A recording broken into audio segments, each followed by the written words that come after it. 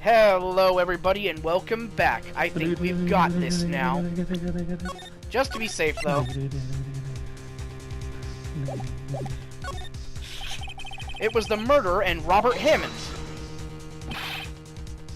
What are you saying? That contradicts what you just told the court. You said that Robert Hammond had been killed 25 minutes before this gunshot. Yes, that's right. Also, might I mention, the defendant, Mr. Edgeworth, has admitted to being on that boat. Right, Your Honor. Crash and burn. Mr. Wright, your client has already been declared guilty once.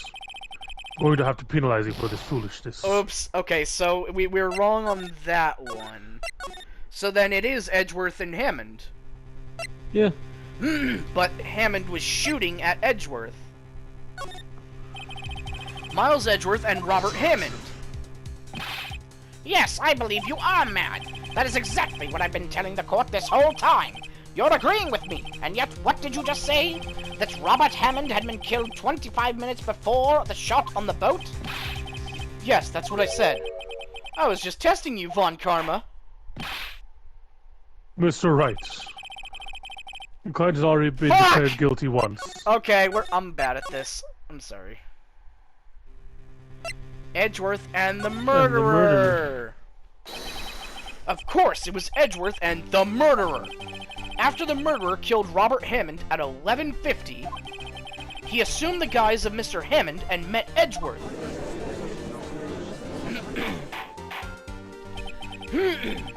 What? Are you serious?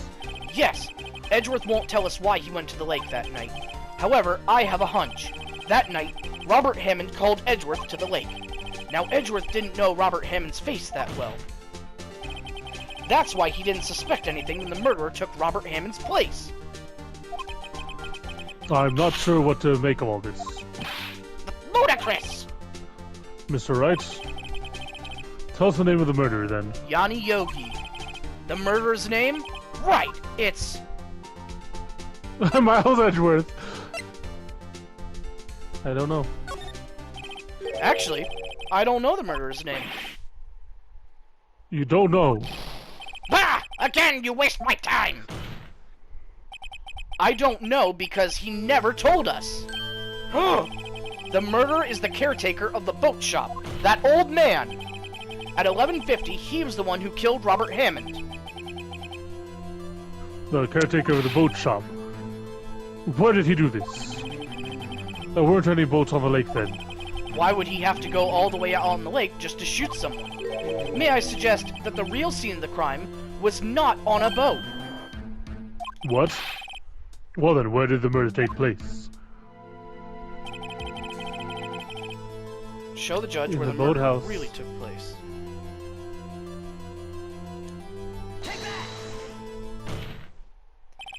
Here, of course, the boat shop, where he lives. That way he can meet with the victim without anyone seeing. That is true. Do you have proof Very that the true. boat shop was the scene of the crime? Recall Larry's testimony, if you will. Sorry, I didn't mean to cut you off. That night, he was out on the lake in a boat, searching for something. He finds it and returns the boat. Then, just as he's starting to head for home, he hears a gunshot. He heard a gunshot, Your Honor, even though he was wearing headphones at the time.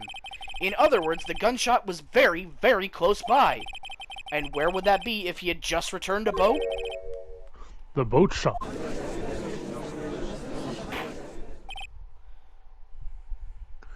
Mr. Wright, what happened that night on Gourd Lake? Please tell the court from the beginning. Yes, Your Honor. Nick, are you sure about this? Not really. But I think if I start at the very beginning, and I take it slow, I might just be able to figure this out. That night, the caretaker of the boat shop called Robert Hammond to his shop, just in case so we don't have to redo a shit ton. There we go. Oh, now you do this. No, shut up. Bam! He shot Robert Hammond. This was around 11:50. That was when the gunshot that Larry heard was fired. After that, the caretaker put on Robert Hammond's coat. He became Robert Hammond. Then he got in the boat with Edgeworth and went out into the middle of the lake.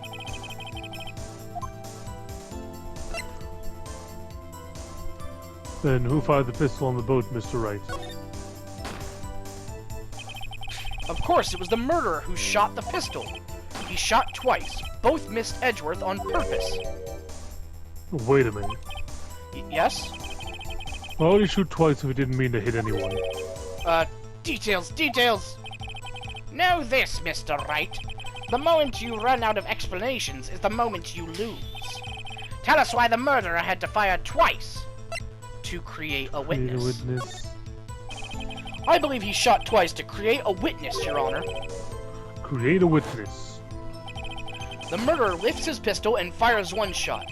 That ensures that anyone who heard the shot would look at the lake. Indeed, Mrs. Hart did exactly that after hearing the first gunshot. Next, the murderer waits a bit and he fires again. Then, the murderer jumps from the boat himself, leaving the pistol in the boat behind him.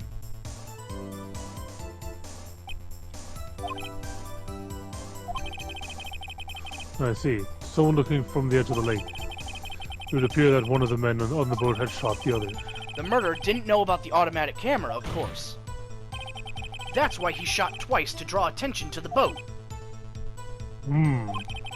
Once you realize that, everything else falls into place. The boat shop caretaker swam back to his shop. Then he put Mr. Hammond's wet coat back on the body, and threw the body into the lake. This is what happened, Your Honor. That's why the boat shop was so clean. These are the events that transpired that night on Gourd Lake.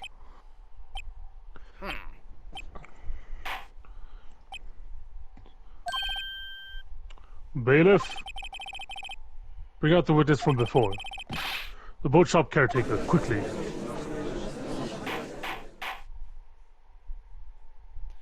It's Yanni Yogi from before. Very well. While we are waiting for the caretaker, I would like to ask the defendant Miles Edgeworth a few questions. Mr. Edgeworth, please take the stand. Mr. Edgeworth, you heard what the defense has said. Yes. Well, why did you go to the lake that night? What Wright said was mostly correct. Astonishingly so, actually. Haha, yeah, right. Phoenix Wright, Yes. baby. Several days ago, I received a letter. The letter was signed Robert Hammond. He asked me to come to the boat shop by the lake at midnight on Christmas Eve. He said that he had something very important to discuss with me. Because the case closes in 2 days, he wanted to tie up any loose ends. Something Weird. important? I'm sorry, I can't say what it was. Bless you, baby. Oh, You wanna be Your a Honor, bailiff? sir! Bailiff, we're conducting a trial here. I ask that you remain quiet. The witness has disappeared. He isn't at the boat shop either. What? What should I do? Find him quickly. We can't allow him to get away. Yeah, nothing makes you look guilty like running away. So it was him. Mr. Von Karma, your witness has disappeared. A search warrant is already been issued. It goes without saying that I cannot declare a verdict under these circumstances. I will extend the trial until tomorrow, the final day allowed. I request the police department utilize all its forces to find that witness. Am I understood? One more thing. Just who's that boat shop caretaker? His identity has become very important to this trial. It's Yanni Yogi.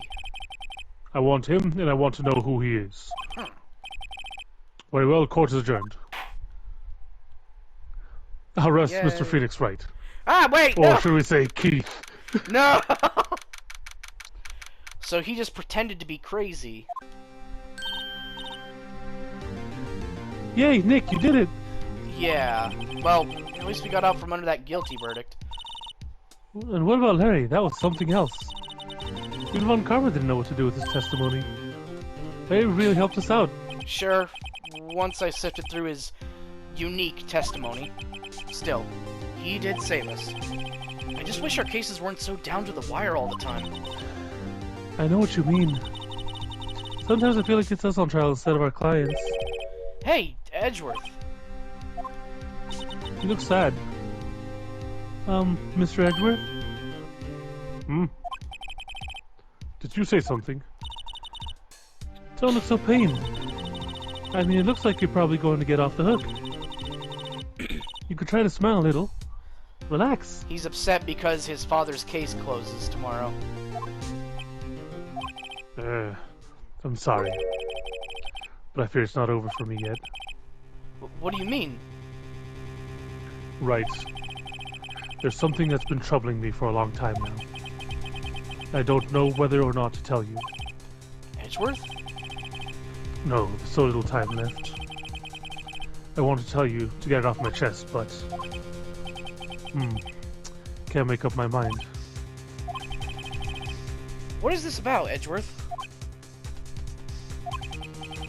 It's a nightmare I've had. A memory of a crime that I committed. A crime you committed? A memory of a murder. Wait, did you accidentally shoot your dad in a panic? I think so. Oh, shit. Man, this is some heavy shit sometimes. Yeah? I mean, I know it's obviously murder trials, but like, goddamn, like a 9-year-old boy accidentally shooting his dad in a fit of claustrophobic panic in a courtroom elevator that's collapsed from an earthquake. Like, fucking hell. Oh boy. What was Mr. Edgeworth talking about? A memory of a crime that I committed. A memory of murder. Do you really think Mr. Edgeworth killed? And do you think he'll kill again? I don't believe it. Not Edgeworth. Some painful memory has been troubling him recently, but he'd never take someone's life. Never! Not on purpose, at least. Yo! How's everyone doing? It's your party master, Larry Butts! What do you think of my performance today? I had them swooning in the aisles, huh, Maya? Swooning? Me? Oh yes. I do remember feeling faint. Right on! Tell me the truth, it was like love at first sight, right? Right, Nick? Huh? Me? Well, maybe my heart skipped a beat or two. I think you can do better than that. Come on, I saved Edgeworth in there, dude. Edgy! You guys should be bowing before me. Yeah, bow before your hero. God, Larry. you're fucking weird. Larry, you really helped out in the trial today. You did. If you weren't there, Larry, I'm sure Mr. Edgeworth would have been found guilty. He was found guilty. But seriously, Nick, that boat shop caretaker guy is pretty suspicious. But Edgy ain't off the hook yet. Way to spoil the mood, Larry. Hey, I'm just a guy sitting in the audience, you know? But from where I was sitting, Edgy seemed pretty edgy. I mean, can you really know he's telling the truth about that night? Nick? I don't know. But what I do know is I'm going to believe in you two until the end. Us two? Yes, Maya and Mia, the spirit of her sister. Edgeworth and who else? You mean me, right?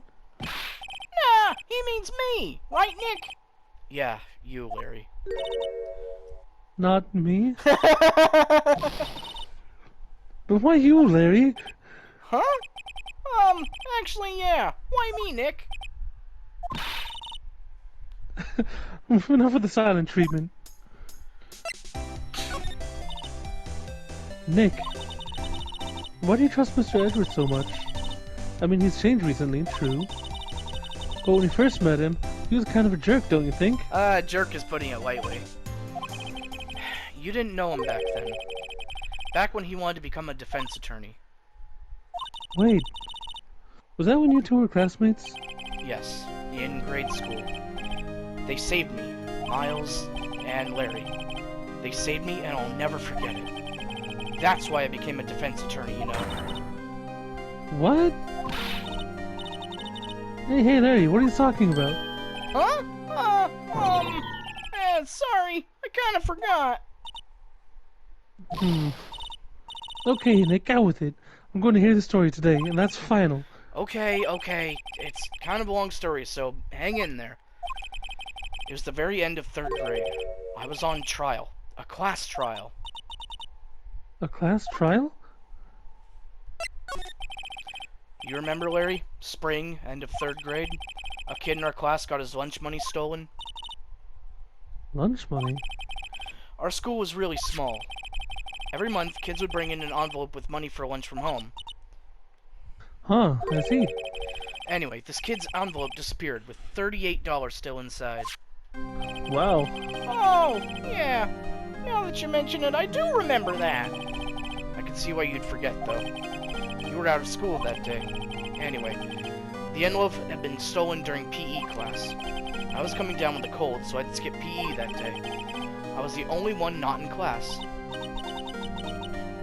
So they thought you did it. Yeah, the kids in the class said I should be put on trial. Trial? So the next day we held a classroom trial with me as the defendant. Oh my god! Wait, which one's Edgeworth? Where is he? Oh, he's probably in the back there. I can't see him. Unless that kid on the right is Edgeworth? Maybe. Maybe. Larry wasn't there that day. Guilty, he did it. Guilty, it was you. Thief. Give the money back. You're such a meanie.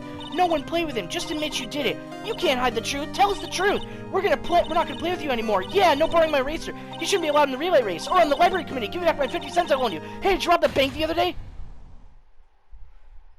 Now, Phoenix, you know you shouldn't steal people's money. It's not right.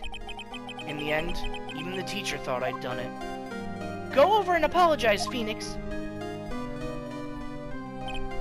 I didn't know what was happening. I was so sad, I couldn't stop crying. Everyone was staring at me like I'd done it. I tried to apologize. I went to where the boy whose money had been stolen was sitting. That's when it happened. Objection! He shouldn't have to apologize. The only thing that belongs in a trial is evidence. Everything else has no place. Oh, wait, this is you. They should all be ashamed. Amateurs. Miles? I love it! Oh my god, he looks like a dork. Oh It wasn't my... you who stole my money, was it? No. Then you shouldn't apologize. Everyone's been shouting you did it, but no one has any proof. That's why, Your Honor, this boy is innocent. But Miles, it was your money that was stolen. Yeah, he did it. He's the one. We don't need proof. Make him say he's sorry. Why don't you all just shut up? Oh, it's Larry. Oh. Why don't you all just shut up? This is how it always is. Everybody ganging up and picking on one person. Just think how he feels. He said he didn't do it, so he didn't do it.